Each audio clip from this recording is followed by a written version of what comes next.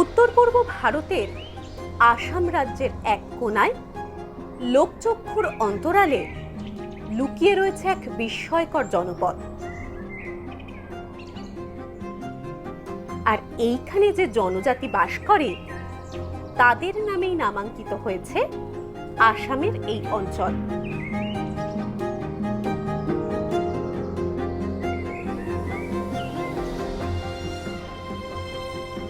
নীল নদী, চঞ্চল ঝর্ণা, সবুজ পাহাড়ে ঘেরা এই অঞ্চলের নাম কার্বি আংলং।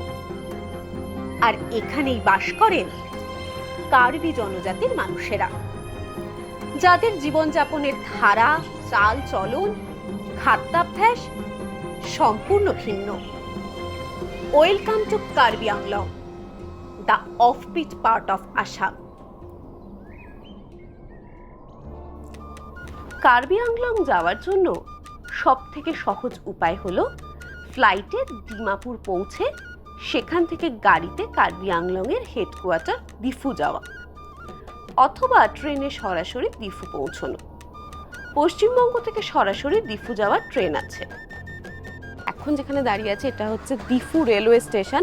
বেশিরভাগ বড় বড় ট্রেনই হাওড়া শিয়ালদা থেকে যেগুলো আসে এখানে থামে, এবং এখান থেকে ওই যে ট্যুরিস্ট লজটার ডিস্টেন্স ভীষণই কাছেই, একদম সামনে। এখানে প্রচুর বাইরে অটো দাঁড়িয়ে রয়েছে, অটো করেই চলে যাওয়া যাবে ওখানে। আমরা ট্রেনে দিফু পৌঁছে চলে এলাম দিফু ট্যুরিস্ট লজে। আসা মাত্রই এরকম সুন্দর একটা অভ্যর্থনা, ওনাদের যে এখানকার ট্র্যাডিশনাল যে গামছা খাদা আমরা যাই বলি না কেন সেটা পরিয়ে ওনারা আমাদের ওয়েলকাম জানালেন। তো এই হচ্ছে রিসেপশন। এবার রিসেপশনে গিয়ে বাকি ফর্মালিটিস সারবো।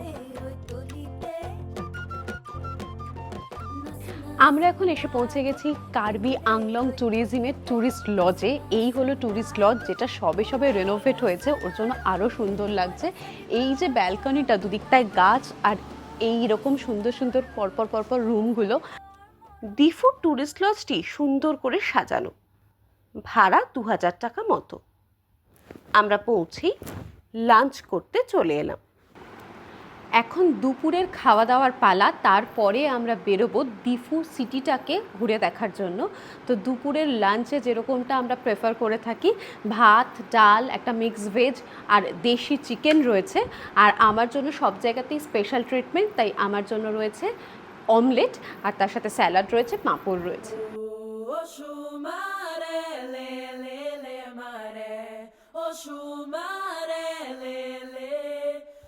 কার্বি আংলং জেলাটির নামকরণ করা হয়েছে কার্বি জনজাতিকে উৎসর্গ করে। তাই কার্বি জনজাতির জীবন সম্পর্কে জানতে আমরা প্রথমেই পৌঁছে গেলাম কার্বি হেরিটেজ মিউজিয়াম নথিংপিকে। দিফু পৌঁছে আমাদের প্রথম আজকের ঘোরাঘুরি শুরু হলো নথিংপিক কার্বি হেরিটেজ মিউজিয়াম দিয়ে। এই সেই মিউজিয়াম। এই মিউজিয়ামের ব্যাপারে যেটা জানতে পারলাম, এই যে মিউজিয়ামের স্ট্রাকচারটা, এটা এখানকার যে ট্র্যাডিশনাল কানের দুল, যেটা বয়স্ক মহিলারা আগে ব্যবহার করতেন, তার আদলে বানানো। এখনও অবশ্য এখানকার মেয়েরা ব্যবহার করেন, কিন্তু সেটার মডিফাইড ভার্সন।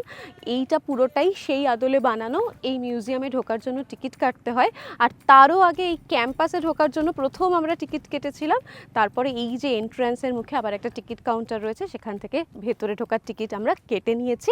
মিউজিয়ামটা বাইরে থেকেই ভীষণ সুন্দর লাগছে। এবার ভেতরে ঢুক।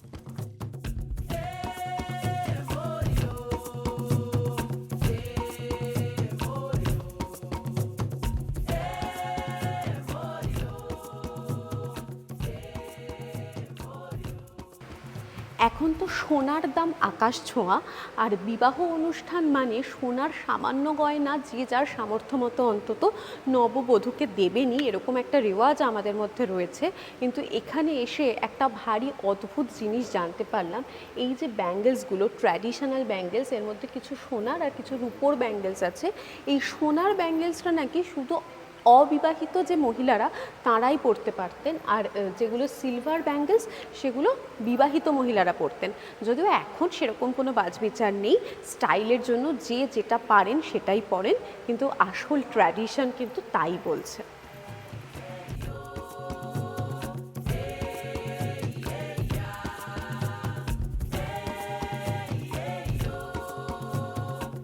কার্বি মানুষদের জীবনে বাঁশ এক গুরুত্বপূর্ণ ভূমিকা পালন করে। বাঁশ তাদের দৈনন্দিন জীবনের নানান প্রয়োজনীয় সামগ্রীর মূল কাঁচামাল হিসেবে ব্যবহৃত হয়। কার্বি হেরিটেজ মিউজিয়ামের অদূরেই আছে কার্বি হেরিটেজ মডেল ভিলেজ। এই গ্রামটি মূলত কার্বি ফেস্টিভ্যালের সময় কার্বিদের 5টি ভিন্ন জনজাতির থাকার জায়গা হিসাবে নির্মিত হয়েছে।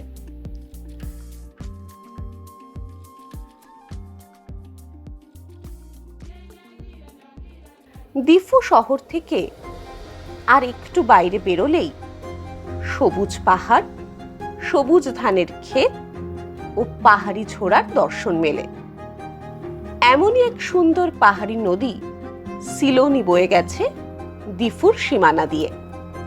আর দিফু শহর থেকে 35 কিলোমিটার দূরে এই নদীর বুকেই গড়ে উঠেছে ছোট্ট পিকনিক স্পট। আমরা সেদিকেই এগিয়ে চললাম।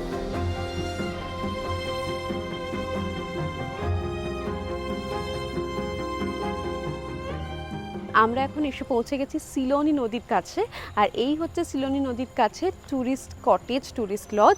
তো এখন সিলোনি নদীর কাছে যাব, সন্ধে নামছে তার মধ্যেই দেখে নিতে হবে নদীটা। আর মনে মনে ভাবছি যদি ওই নদীর তীরে সূর্যাস্তটা দেখা যেত তাহলে না জানি কত সুন্দর হতো।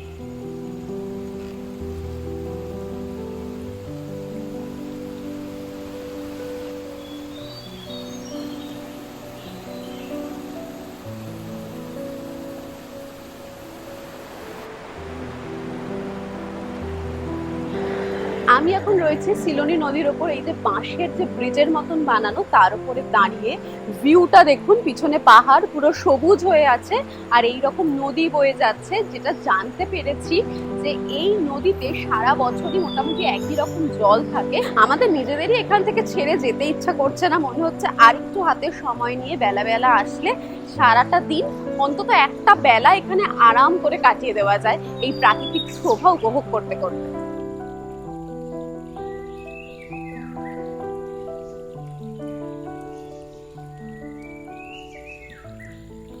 পাশেই আছে ট্যুরিস্ট লজ, আমরা সেখানে এলাম। কার্বি আংলং ট্যুরিজমের প্রত্যেকটা ট্যুরিস্ট লজই বেশ সুন্দর লেগেছে আমাদের। যেমন এখানে যে জায়গাটা আমি বসে আছি, এখানে এই কটেজটায় একসাথে 2টো রুম রয়েছে।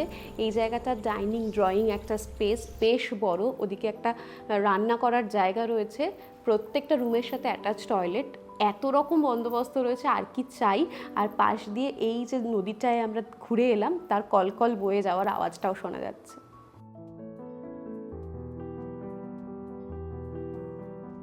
ট্র্যাডিশনাল মিউজিয়ামে এসে আমরা দেখেছিলাম এদের এখানকার ট্র্যাডিশনাল পোশাক, এবং সেই পোশাক কীভাবে তৈরি হয় তার একটা আইডিয়া পেতে আমরা আজকের দিনের একদম শেষ প্রান্তে, শেষ সময়ে এসে পৌঁছে গেছি কার্বি আংলং উইভিং হ্যান্ডলুম সেন্টারে।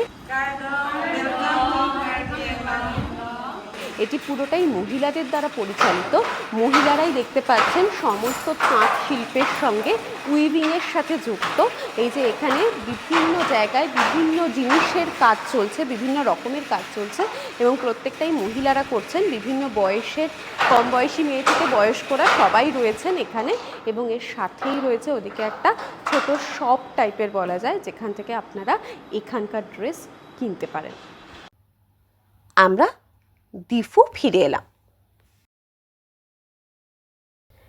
গতকাল আমরা মূলত দিফু শহরের আশপাশটা ঘুরে দেখেছি। আজ আমরা যাব কার্বি আংলং এর পূর্ব দিকে। তবে তার আগে কার্বি জনজাতির জীবনযাপন প্রত্যক্ষ করার জন্য আমরা স্থানীয় এক হোমস্টেতে ব্রেকফাস্ট করতে এলাম। আহা, দেখেছেন ওনাদের চায়ের কাপটা কি সুন্দর। আমরা যে কাপে চা পান করি, আর এখানে এই রকম একটা সুন্দর আয়োজন ব্যবস্থা। তো আমার সামনে কিন্তু এখন যে খাবারটা আছে এটা হচ্ছে ট্র্যাডিশনাল খাবার আসামের। এই খাবারে এই দেখুন, এখানে কলা পাতায় কিন্তু মুড়ে দিয়েছে, এর ভেতরে আছে স্টিকি রাইস, আরেকটাতে আছে চালের গুঁড়ো, আর সঙ্গে আছে গুড়, নুন। আপনার যেরকম প্রেফারেন্স সেই অনুযায়ী আপনি খেতে পারবেন। আমি আপাতত মিষ্টিটাই প্রেফার করব, কারণ মিষ্টি দিয়ে খেতে আমার ভালো লাগে। ট্রাই করে দেখা যাক। তাছাড়া আছে ডিম সেদ্ধ আছে, আর সবথেকে মজার ব্যাপার যেটা, সেটা এটা, এই যে গ্লাসটা পুরোটা কিন্তু বাঁশকে কেটে বানানো, আর এর মধ্যে যে চাটা আছে সেটা কিন্তু বিভিন্ন রকম মশলার মিক্স করে বানানো। এর মধ্যে দারুচিনি আছে, তেজপাতা আছে, আমি গন্ধ পাচ্ছি কার্ডামাম, মানে দারুচিনিরও গন্ধ পাচ্ছি, দারুচিনি, তেজপাতা আর এলাচ আদাও বোধহয় আছে, বেশ ভালো একটা স্মেল আসছে। এই দেখুন, এটা হলো স্টিকি রাইস। নর্থ ইস্টে কিন্তু আমরা অনেক জায়গাতেই স্টিকি রাইস দেখতে পাই, আর এটা একটু হালকা ব্রাউনিশ টাইপের। আর এর মধ্যে আছে গুড়, ফাইন, এটা এখানে রাখি। এখানে কিন্তু আরেকটা জিনিস বলে রাখি, প্লেট ব্যবহার করা হয় না, পাতার মধ্যেই খাওয়া হয়। আমরা প্লেটটা নিয়েছি, ফিউশন কালচার হয়ে গেছে এক্স্যাক্টলি। আর এর মধ্যে আছে হ্যাঁ চালের গুঁড়ো, ও বাবা, সেই আমরা যেরকম পিঠেতে খাই সেরকম চালের গুঁড়ো। ফাইন, এবার খেয়ে দেখা যাক। এখানে ব্রেকফাস্ট করে আমরা বিদায় জানিয়ে এবার এগিয়ে চললাম কাংথিলাংসো ওয়াটারফলের উদ্দেশ্যে।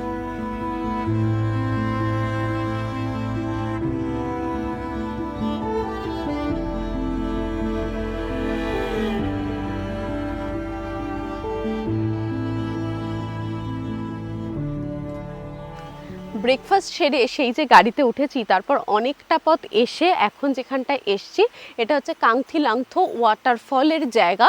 মানে এই যে এটা হচ্ছে এন্ট্রি পয়েন্ট। এবার ওয়াটারফলের দিকে আমরা এগিয়ে যাব। ওয়াটারফলে যেতে গেলে কিছুটা পথ হাঁটতে হবে। এখানে এই দুদিকে জঙ্গল, গাছগাছালি, তার মধ্যে দিয়ে হাঁটার পথ। আর এখানে বিশাল বড় বড় প্রজাপতি উঠছে চারদিকে, রং বেরঙের প্রজাপতি, যেমন তাদের দেখতে তেমন তাদের সাইজ, আর ভীষণ সুন্দর। ওই যে ওইখানটায় প্রচুর প্রজাপতি ঘুরে বেড়াচ্ছে।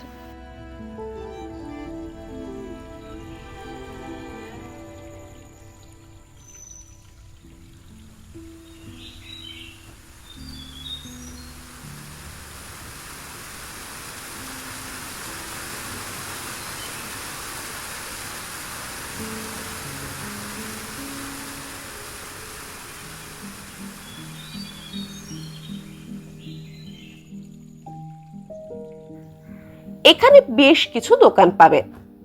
স্থানীয়রা পর্ক বারবিকিউ তৈরি করে বিক্রি করেন।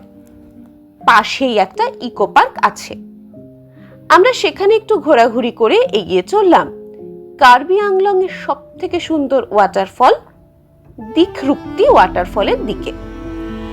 দিকরুপ্তি ওয়াটারফলে যাওয়ার জন্য পার হেড 20 টাকা করে এন্ট্রি ফি লাগে এবং গাড়ির জন্য 150 টাকা লাগে।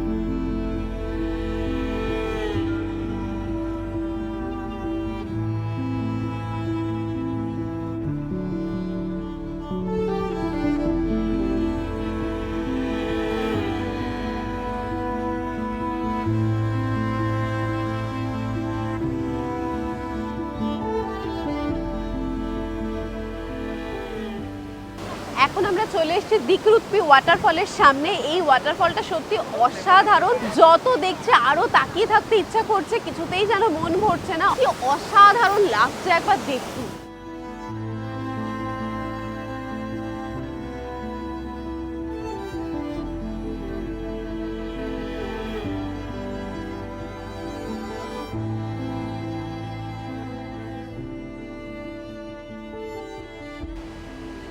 আমরা দিকরুপ্তি ওয়াটারফলের সামনে এসেছিলাম, ওয়াটারফল দেখলাম। এখন এখানে দেখুন লোকাল কিন্তু রান্না বান্না হচ্ছে, আমরা এটা ট্রাই করে দেখব। আসুন দেখি কি হচ্ছে।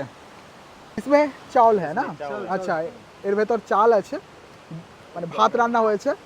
আর এখানটায় আছে, এটা কিন্তু চা তৈরি হচ্ছে এরকমভাবে। আর এটা আছে ডাল।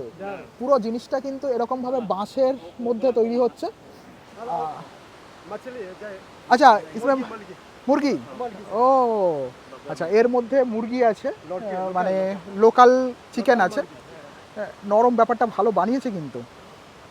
और एक ग्लास है ना पीने के लिए, ग्लास है, ग्लास, बहुत बढ़िया। चलिए खाना खा के दिखना पड़ेगा। এখানে খাওয়া দাওয়ার অ্যারেঞ্জমেন্ট চলছে, অহনা বসে গেছে অলরেডি। এটা কিন্তু স্টিকি রাইস, এইটা তৈরি হয়েছে। এ क्या है? চাটনি, মরিচ, ওকে ওকে। ওখানে চিকেন হয়েছে, চিকেন আসছে। এটা চিকেন, ওয়াও ডেলিসিয়াস, দেখেই মনে হচ্ছে কিন্তু দুর্দান্ত। এই হচ্ছে ওয়াটারফল। আর এখানে অহনা এই যে বসে গেছে খেতে। দারুণ এক্সপিরিয়েন্স না? দিকরুক্তি ওয়াটারফলের পাশেই একটা পার্ক মতো আছে, সেখানে বিকেলে স্থানীয়রা বাজার নিয়ে বসেছেন। আলু, কচু, অনেক কিছুই আছে। কচু আছে, স্টিকি রাইস, ওকে। আচ্ছা, তোর দেখেছেন কত বড় বড় পেঁপে, দেখুন কত বড় পেঁপে, বাতাবি লেবু আর এমনি নর্মাল লেবু, হলুদ, একদম ফ্রেশ হলুদ দেখতে পাচ্ছি। এদিকে পান আছে, কচুর শাক ফাক অনেক কিছু আছে।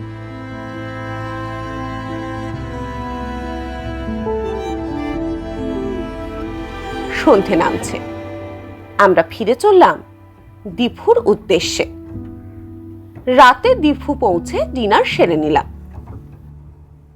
বাড়িতে হোক বা বেড়াতে গিয়ে, স্পেশালি যদি সাথে বাচ্চা থাকে, তাহলে সহজেই রান্না করতে ব্যবহার করুন আগারোর এই multi cook kettle with steamer.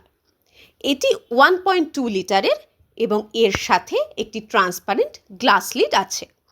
সঙ্গে থাকে স্টেনলেস স্টিলের স্টিমিং পট, একটি মোল্ড এবং ডিম সেদ্ধ করার র্যাক ও একটা grill rack. It has wider mouth and double layered body, যেটা ভেতরে স্টেনলেস স্টিল দিয়ে বানানো। আর এটি 360 ডিগ্রি ডিট্যাচেবল বেসের সাথেও আসে, ফলে তার নিয়ে টানাটানি করতে হয় না। এটা ideal for boiling, steaming and cooking. এর মুখটা প্রশস্ত হওয়ায় খুব সহজেই রান্না করা যায় আর পরিষ্কারও করা যায় খুব ইজিলি। আমি যেমন এতে প্রায়শই ডিম সেদ্ধ করি, নুডলস বানাই আর চা বানাই। আপনারাও সহজেই অল্প ভাত, মোমোও বানাতে পারবেন এতে। এতে 600 ওয়াটের পাওয়ার লাগে, তাই খুব তাড়াতাড়ি গরম হয়ে যায়। এতে অটো কাট টেকনোলজিও আছে। আর এই যে নবটা, এটা দিয়ে টেম্পারেচার রেগুলেট করা যায়। বর্তমানে এলপিজির কিছুটা ক্রাইসিসের সময়ে দুশ্চিন্তা থেকে খানিক মুক্তি পেতে পারেন যদি আপনার কাছে থাকে Agaro multi cook kettle with steamer.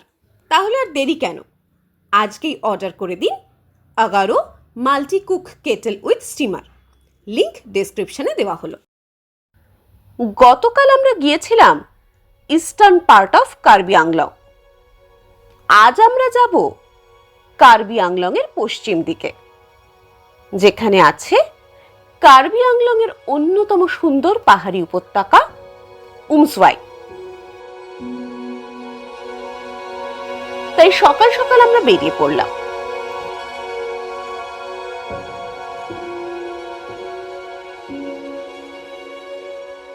আজকে অনেক সকাল সকাল আমরা বেরিয়ে পড়েছি। আজকে আমাদের উদ্দেশ্য ওয়েস্ট কার্বি আংলংকে এক্সপ্লোর করা।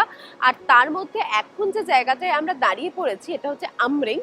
আসলে আমরা যেখানে যাচ্ছিলাম এটা সেটা নয়, তার মাঝেই পথ চলতে এই জায়গাটা দেখে ভীষণ সুন্দর লাগলো, যেন মনে হচ্ছে ওয়াটারফলের একটা সৃষ্টি হয়েছে। আসলে তা নয়, নদীটাই বয়ে যাচ্ছে।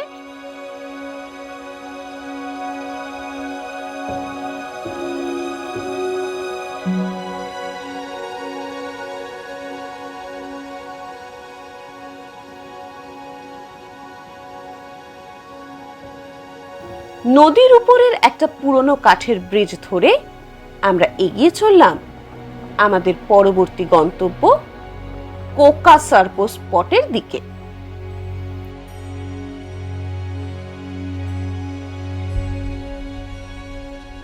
বিদেশের নীল সমুদ্রের জল যেরকম আমাদেরকে টানে, সেরকম আমাদের নর্থ ইস্টও কিন্তু খুব একটা কম যায় না।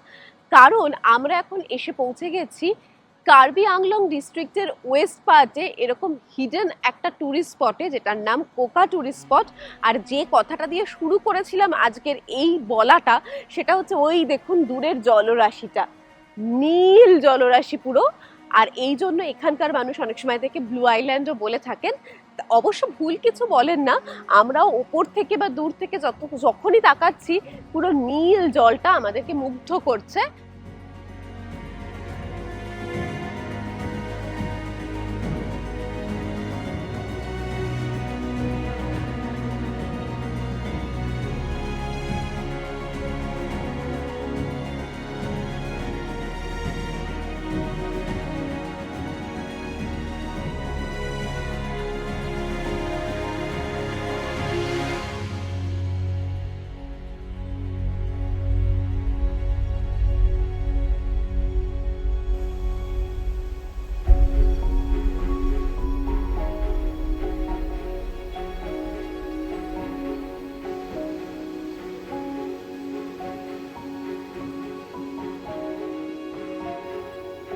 এখানে একেবারে নদীর ধারেই একটা সুন্দর টুরিস্ট বাংলো আছে। এখানে এক রাত থাকতে পারলে বেশ ভালোই লাগবে। এবার অবশ্য আমরা থাকবো উমসওয়াইতে, তাই আমরা সেই পথেই এগিয়ে চললাম।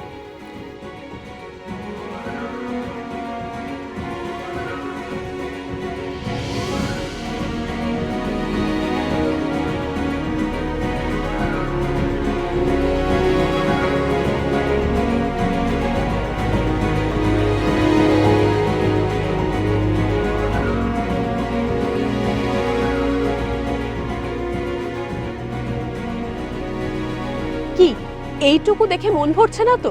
বুঝতে পারছেন না তো জায়গাটা কিরকম? আচ্ছা দেখাচ্ছি, আগে চলুন রুম দিয়ে জায়গাটা দেখানো শুরু করি।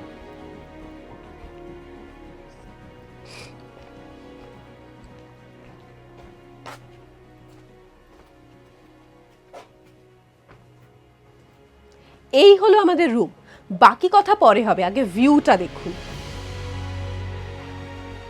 জানলা আর জানলার বাইরেই সবুজ প্রকৃতি, উঁচু উঁচু পাহাড় আর নিচে সবুজ উপত্যকা।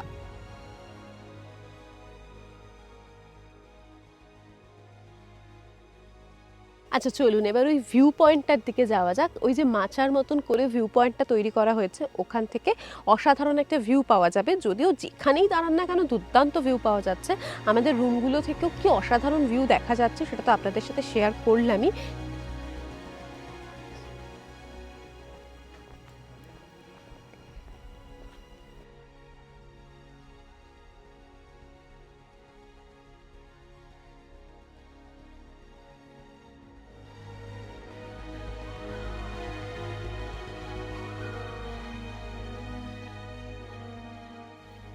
এই হলো ডাইনিং হল। এখানে আমরা এখন সবাই এসে গেছি লাঞ্চ করতে।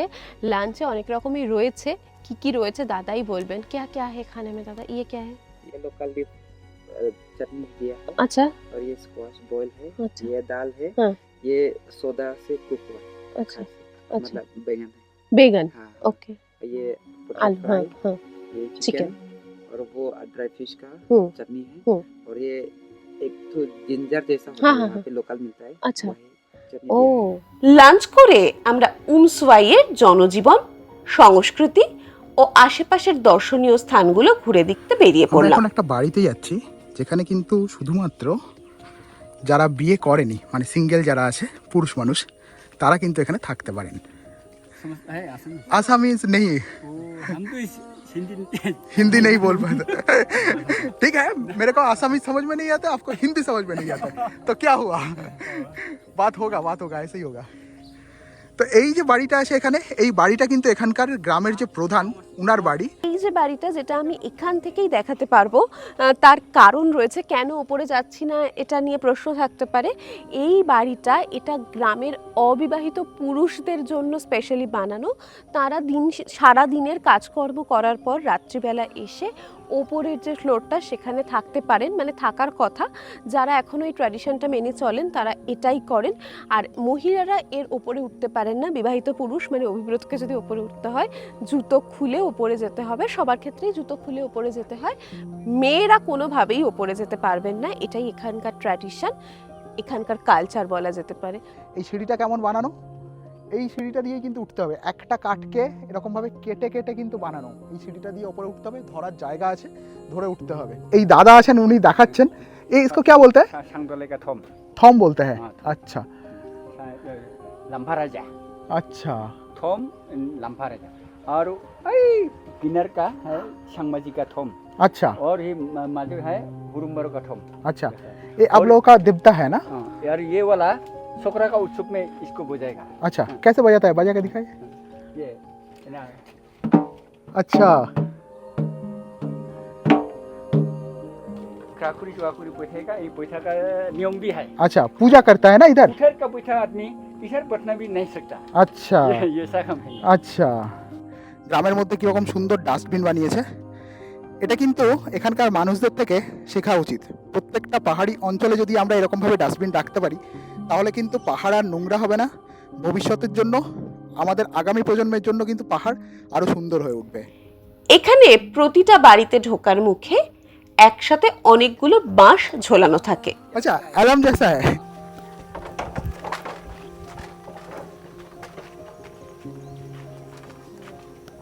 ঘরে ঢোকার মুখেই এখানে বেশ সুন্দর বাগান আছে। এখানে কিন্তু লঙ্কা হয়েছে, বেগুন হয়েছে দেখতে পাচ্ছি, আর এদিকে কিছু শুকনো করছে। ये वाला खैर धान टोपला बांधने का ना। हाँ हाँ, ये वाला अच्छा धान बांध के लिए, हाँ। बांधने के लिए ना। घर में है আচ্ছা, रखा है। এটা এদের ট্র্যাডিশনাল বাড়ি। আমরা যে দাদার বাড়িতে গিয়েছিলাম, উনি স্থানীয় একটা গান আমাদের গেয়ে শোনালেন। আনি কুরু ও তারাই কুরু। উনি জানালেন গ্রামে আনন্দ উৎসবের সময় একসাথে সবাই মিলে এই গান গাওয়া হয়।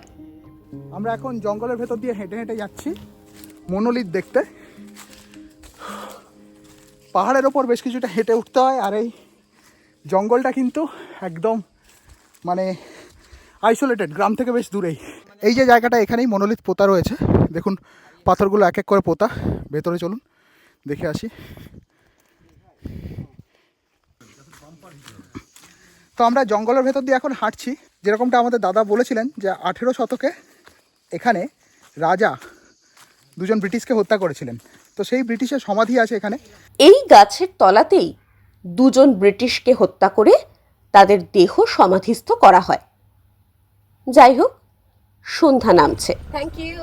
আমরা তাই উমসওয়াইয়ের ফার্ম স্টেতে ফিরে চললাম। সন্ধ্যায় চা পর্ব সেরে আমরা কি রান্না হচ্ছে দেখার জন্য রান্নাঘরে উঁকি মারলাম। মাছ ভাজা হচ্ছে এখানে, মাছের ঝোল হবে আলু দিয়ে। এটা কসু হ্যাঁ, এ কি হয়? কসু। আচ্ছা, এখানে একটা কিছু আছে, লঙ্কা পেঁয়াজ, আর এটা আচার। এদিকেও একটা লঙ্কা আছে। দাদা রান্না করছে, আর এটা হচ্ছে কিচেন। এরপর গরম গরম খাবার খেয়ে শুয়ে পড়লাম। তবে এখানের আসল সৌন্দর্য তো ধরা দিল পরের দিন সকালে।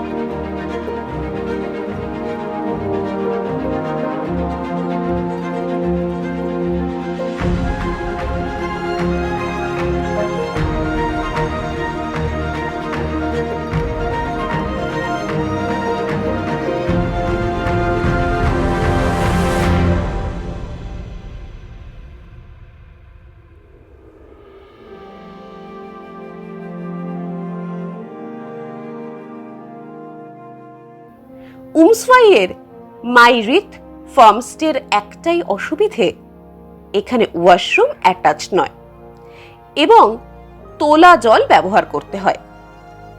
যাই হোক, 4টে দিন খুব সুন্দর কাটলো। এরপর আমরা গুয়াহাটির দিকে ফিরে চললাম।